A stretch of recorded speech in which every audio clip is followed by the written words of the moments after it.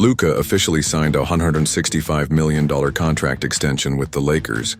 Did LeBron know about that? Luka will have a contract extension ranging from $49 million to $57 million. But technically he has only signed for 2 years due to the official contract.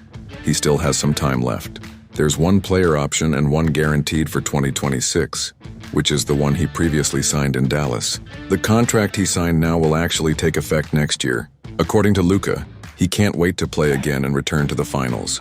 That's why he signed for 3 years, to secure the contract that Dallas didn't give him, which is a supermax contract. Luka will be eligible for this in 2028.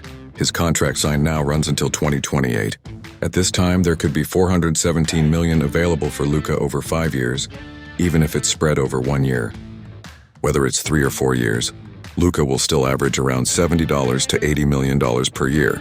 Luka has been in service for 10 years, so he automatically qualifies for a 35% increase. This contract is similar to those signed by players like Nikola Jokic, who will be a free agent, along with Giannis, Anthony Edwards, and any young player whose contract expires in 2028. Based on the current lineup of the Lakers by 2028, the remaining players would be Luka, Bando Dalton, and Bronny James. It will depend on whether Bando and Dalton are involved in a trade before that year.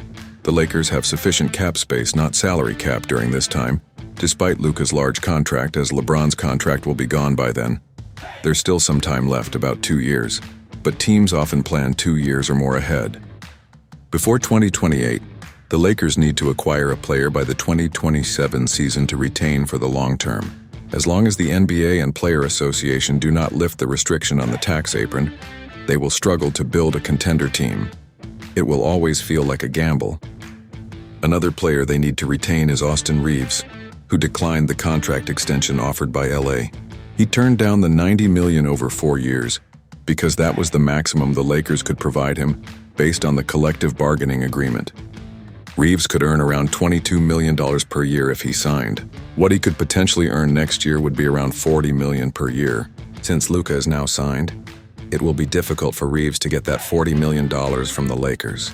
The reason the potential contract for Reeves has increased is due to the time when CJ McCollum was president of the Basketball Association, implementing a new normal along with the tax apron restriction, which McCollum had already washed his hands of, and added that a player not eligible for a max contract could still earn 25% once they complete their rookie contract. This is what Kuminga is currently chasing, a rule implemented by CJ McCollum to prevent a team from forming a super team through contracts. As a result, some players, even if not all-stars, have contracts of at least $30 million per year. Along with the report that Reeves could potentially earn at least $40 million per year, or even if he left the Lakers for another team, no team would offer him such a large contract. However, Austin Reeves has something to pursue. For a role player, $246 million over 5 years is significant, even if it's compared to $183 million over 4 years. Under the rule approved by CJ McCollum, a player like Reeves, who has completed their rookie contract, can earn 25% of a team's salary cap.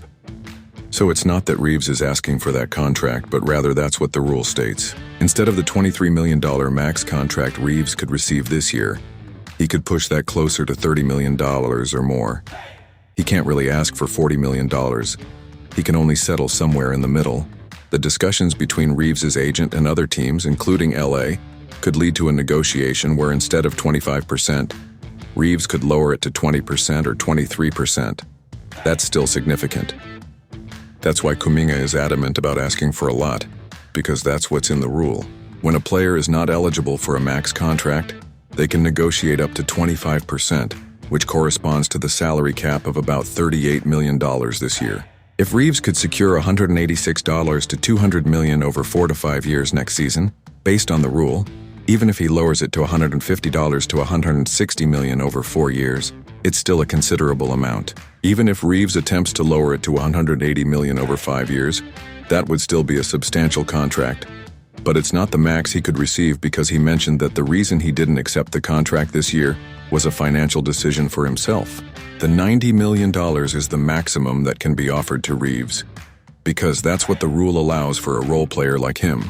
However, there's a rule that allows him to potentially earn more, at least $30 million, similar to players like Jalen Johnson, RJ Barrett, Emmanuel quickly, and other role players.